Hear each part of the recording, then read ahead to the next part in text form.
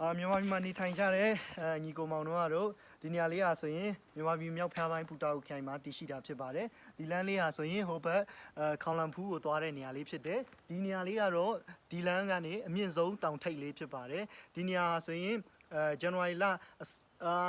ကုန်ခါနီးလောက်နဲ့ဖေဖော်ဝါရီလမှာဒီလိုနင်းနေအများနဲ့ရှိတတ်တာဖြစ်တယ်ဒီနေ့ကတော့ဇန်နဝါ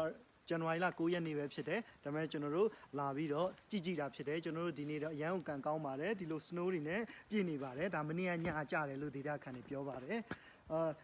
ဒီမှာဆိုရင်ဆိုင်ကယ်နဲ့ဒီလန်ကီကိုပေါက်တယ်မြင်နေရတဲ့ရှုခင်းတွေအားလုံးကိုရင်သက်ရှုမွေးဝယ်ရမြင်နိုင်တာဖြစ်တယ်မြန်မာပြည်မှာရှိတဲ့ဒီနေရာလေးဟာဆိုရင်ကျွန်တော်အရှိတောင်အာရှမှာမြန်မာနိုင်ငံတနိုင်ငံမှာပဲဒီလို snow တွေရှိတာဖြစ်တယ်ပေါ့နော်အဲ့တော့မြန်မာနိုင်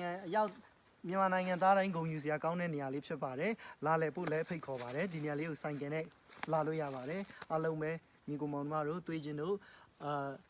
လာလဲပါလို့ဖိတ်ခေါ်ချင်ပါတယ်ကျေးဇူးတင်ပါတယ်